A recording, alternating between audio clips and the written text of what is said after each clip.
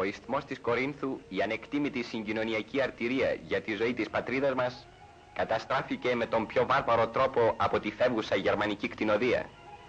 Το τερατώδες έγκλημα άρχισε με την ανατείναξη της υδροδρομικής γεφύρας, σύμφωνα με το προδιαγεγραμμένο σχέδιο των ηττημένων Ούνων, που βιαζόντουσαν να εγκαταλείψουν το φτωχό μας τόπο, δείχνοντας τη λύσα τους την τελευταία στιγμή πάνω σε έμψυχα και σε άψυχα.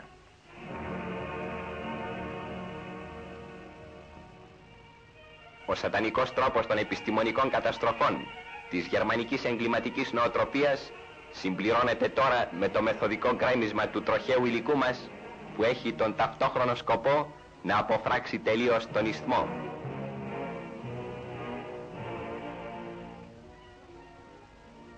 Και οι Γερμανοί παρακολουθούν το ανήκουστο έγκλημα με την πιο σκληρή αδιαφορία και απάθεια.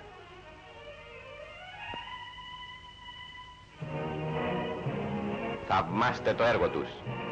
Θαυμάστε το γκρέμισμα της περιουσίας του φτωχού μας λαού, που μόχθησε χρόνια ολόκληρα με στερήσεις, με δυσκολίες και με δάνεια να συμπληρώσει τη σιδηροδρομική μας συγκοινωνία.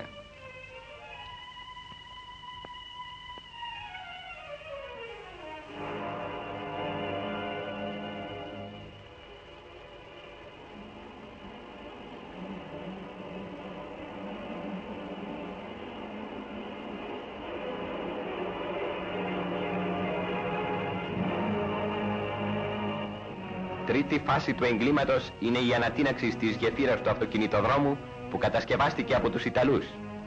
Τραγική ηρωνία των καλών διαθέσεων του άξονος, που δήλωσε στα εγγένεια της νέας γεφύρας ότι οι αρχαίοι κατοχής ήρθαν να κατασκευάσουν έργα σημασίας που θα μείνουν αιώνια εις όφελος της Ελλάδος. Η δεύτερη έκρηξη ήταν τεράστια. Ολόκληρη περιοχή σύστηκε σε μεγάλη απόσταση γύρω και η Κόρινθος ξανάζησε τις φοβερές στιγμές των σεισμών από τη μεγάλη δόνηση της γερμανικής θεομηνίας. Και οι καπνοί που υψώθηκαν κατάμαυροι για να βρωμίσουν τον γαλάζιο ουρανό μας σκέπασαν για πολλές ώρες και τον ήλιο ακόμα.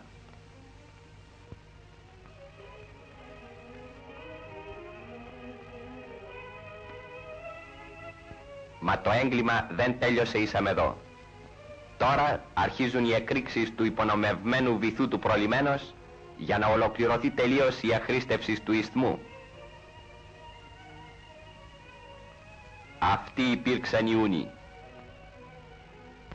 Θαυμάστε ακόμα τον σαδισμό τους που είχαν το κουράγιο να κινηματογραφήσουν οι ίδιοι το μισαρό τους έγκλημα.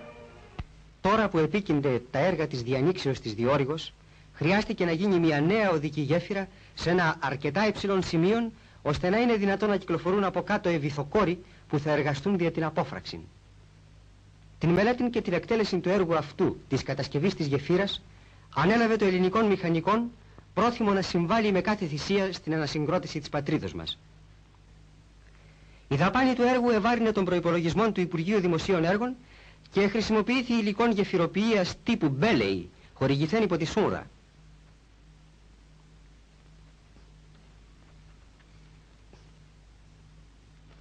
Ο διοικητής του τμήματος με τον αξιωματικών του αναγνωρίσεως εκλέγουν προσεκτικά την θέση της γεφύρας, ενώ το συνεργείο χαράξεως θέσεως της γεφύρας και επίπεδου καθελκύσεως καταφθάνει με τα απαραίτητα όργανα και εργαλεία.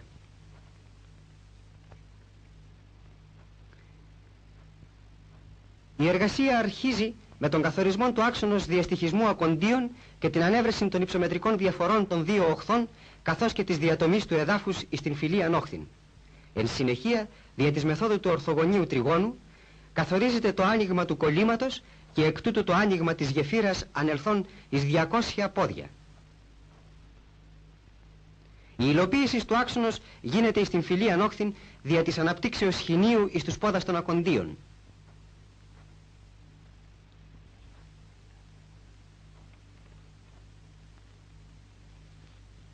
Μετά ταύτα αρχίζουν εσκαφέ δια την διαμόρφωση του επίπεδου καθελκύσεως, διατηρουμένων μαρτύρων της αρχικής μορφής του εδάφους εις τας θέσεις των κυλίστρων. Τώρα η εργασία της εσκαφής έχει προχωρήσει και βρίσκεται περί το τέρμα της, ενώ τοποθετούνται εκ διπλάκων μπέλεϊ εσχάρε των κυλίστρων κατασκευής.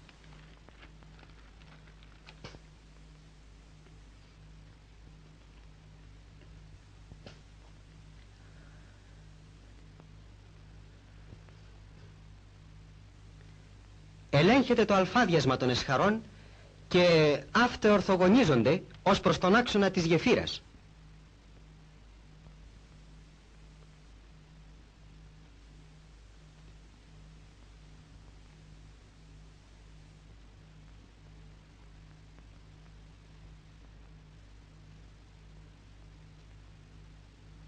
Εν τω μεταξύ έχει αρχίσει και η προετοιμασία των εκπεντών βάθρων της γεφύρας εις τας δύο όχθας όπου τελικώς και θα στηριχθεί αυτή.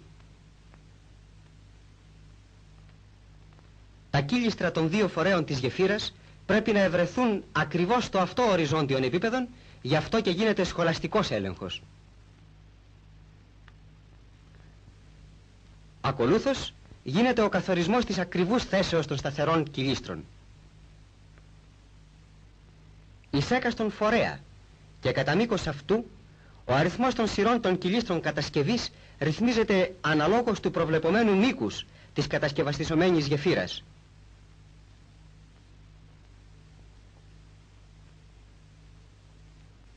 Τα ταλαντευόμενα κύλιστρα καθελκύσεως τοποθετούνται ανά δύο επίσης εκατέρωθεν του άξονος, πλησίον του ρήθρου και εις απόσταση 3,5 ποδών από του κέντρου της πλακός εδράσεως. Ο έλεγχος της οριζοντιότητας των κύλιστρων καθελκύσεως γίνεται με εξαιρετική προσοχή, διότι αποτελεί το ουσιοδέστερο μέρος της εργασίας. Βάσει δε τούτων γίνεται και ο έλεγχος του συνόλου των κύλιστρων, ούτως ώστε όλα να ευρίσκονται στο αυτό επίπεδο. Αυτό το επίπεδο, το εκ της οπτικής γραμμής της διερχομένης δια των κορυφών των κύλιστρων, είναι το επίπεδο καθελκύσεως, το οποίο δύναται να έχει διαφόρους κλίσεις. Όταν όλα είναι έτοιμα, καταρρίπτονται οι αφεθέντες μάρτυρες του εδάφους και ανοίγονται οπέ, δια την στήριξη των υποθεμάτων των κύλιστρων καθελκύσεως, τη βοηθεία ειδικού επί αυτοκινήτου αεροσυμπιεστού, δια να αποφευχθεί η κατά τη διάρκεια της καθελκύσεως κατολίσθηση των κυλίνδρων καθελκύσεως.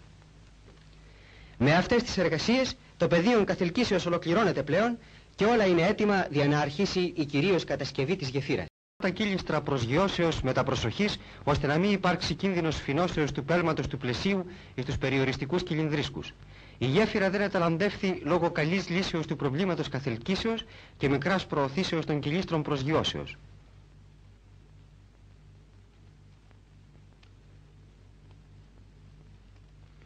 Ήδη η γέφυρα προσεγειώθη στην όχθη της Πελοποννήσου και τα συνεργεία αρχίζουν να βοηθούν και από αυτήν την πλευρά για την καθέλκυση.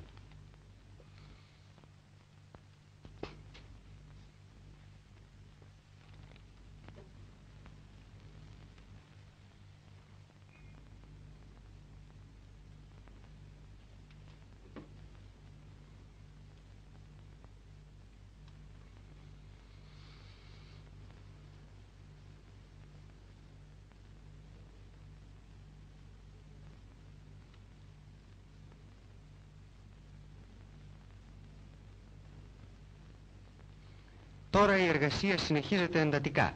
Έχει αρχίσει η κατασκευή του τρίτου ορόφου ευθύς μετά την προσγείωση και η συναρμολόγηση της κυρίως γεφύρας προχωρεί ταχύτατα. Τοποθετείται πρώτα το εξωτερικών πλαίσιων του επομένου στοιχείου ανεστραμμένων. Εν συνεχεία τοποθετείται και συνδέεται επίσης ανεστραμμένων το μεσαίων πλαίσιον του προηγουμένου στοιχείου που κατασκευάζεται. Ακολούθως ανυψούνται και τοποθετείται το τρίτον εσωτερικών πλαίσιων ομοίως ανεστραμμένων. Εις το άνω μέρος ανυψούνται και συνδέεται διαδοκής. Τα εγκάρσια πλαίσια συνδέουν τα δύο εσωτερικά πλαίσια.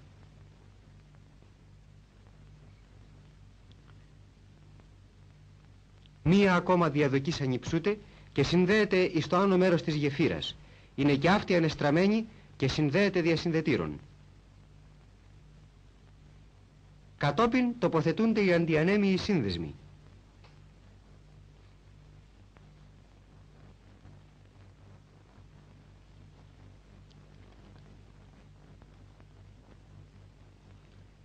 Συνεχώς με τον ίδιο ρυθμό και την αυτήν τάξην, τα υλικά μεταφέρονται πλησίον της γεφύρας, τοποθετούνται και συνδέονται και η κατασκευή της κυρίως γεφύρας με την χρήση βοηθητικού ορόφου προχωρεί γοργά προς το τέλος της.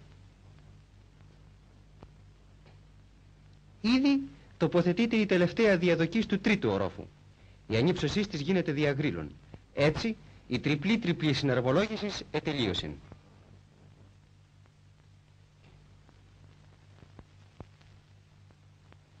Ταυτοχρόνως, στην απέναντι όχθην έχει ήδη αρχίσει η διάλυση του προβόλου.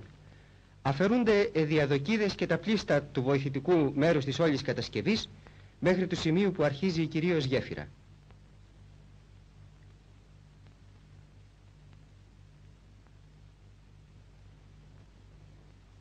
Εν τω μεταξύ, στην αντίπερα όχθην τοποθετούνται οι ακραίοι διθέσιοι ορθοστάτε.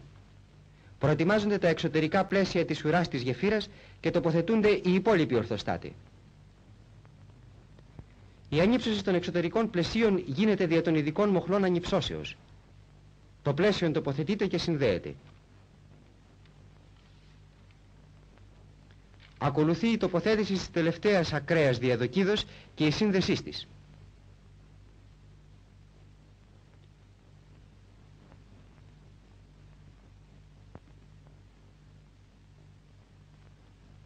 Ένα ακόμη στοιχείο του δευτέρου ορόφου κατασκευάζεται και η γέφυρα τελειώνει πλέον από την πλευράν αυτήν του ισθμού.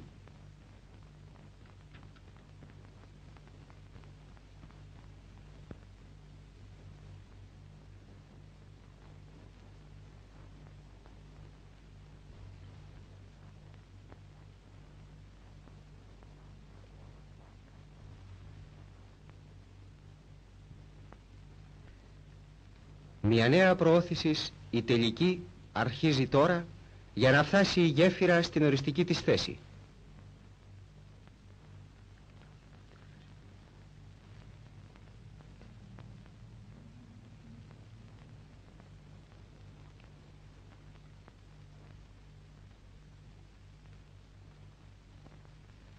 Στην θέση αυτήν η γέφυρα παρουσιάζει κατά την λύση μορφήν αντίστροφων της συναρμολογήσεως. Ιδού η κανονική διάταξη των πύρων δια τη συναρμολόγηση της γεφύρας.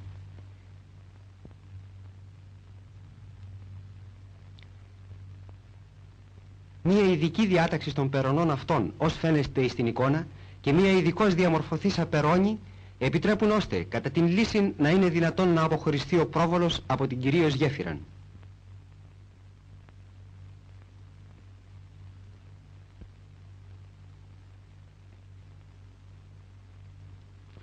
Η αφαίρεση των ειδικών πύρων επιτρέπει την αφαίρεση του τελευταίου πλαισίου.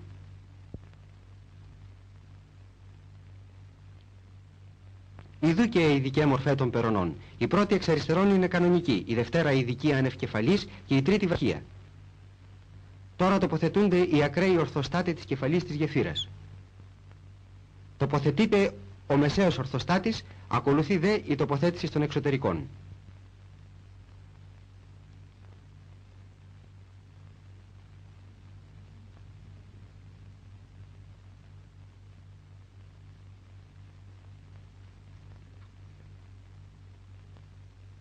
Τώρα η γέφυρα ετελείωσε πλήρως και αρχίζει η προετοιμασία για την ανύψωση και την αφαίρεση των κυλίστρων.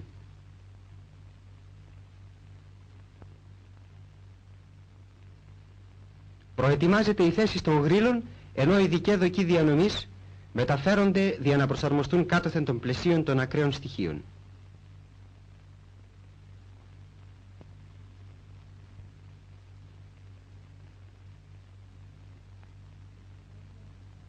Οι γρύλοι τοποθετούνται με ακρίβεια και προσοχήν υπό τους ορθοστάτας και τους δοκούς διανομής.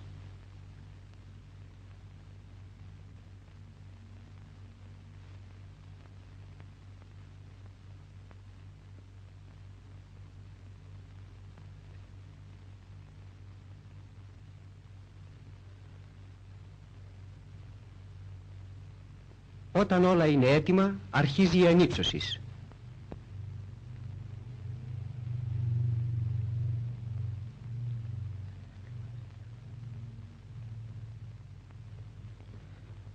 Τώρα τα κύλιστρα έχουν ελευθερωθεί και αφαιρούνται για να αρχίσει η καταβίβαση της γεφύρας που τώρα στηρίζεται μόνον στους γρύλους.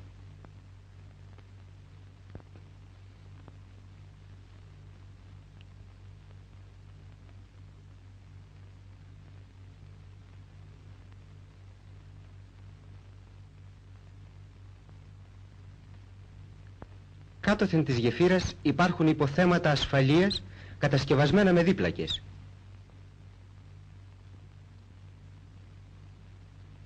Κάθε λίγο αφαιρείται και μία σειρά διπλάκων.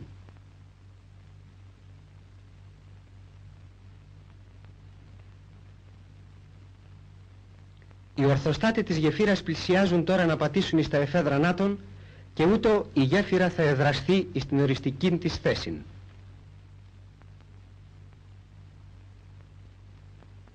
Αμέσως αρχίζει η κατασκευή του καταστρώματος. Σε ελαφρότερες κατασκευές το κατάστρωμα κατασκευάζεται κατευθείαν και ταυτοχρόνως. Τριπλέ δοκίδες και δίπλακες είναι τα υλικά που χρησιμοποιούνται για την κατασκευή του καταστρώματος της γεφύρας. Η εργασία αυτή προχωρεί πολύ γρήγορα, με συνεργεία εργαζόμενα και από τις δύο πλευρές που ήδη συνηντήθησαν. Η γέφυρα πλέον έχει εντελώς περατωθεί και έτσι εργάτε και στρατιώτε συναγωνίζονται χαρούμενοι ποιος θα διασχίσει πρώτος στα 63 μέτρα του μήκους της. Πίσω τους το πρώτο αυτοκίνητο διέρχεται θριαμβευτικά.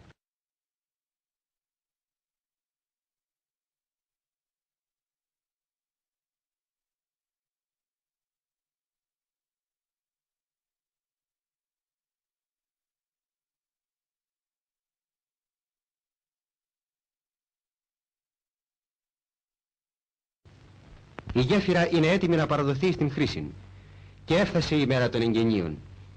Πλήθος κόσμου από την γύρω περιοχή συγκεντρώνεται και οι επίσημοι προσέρχονται.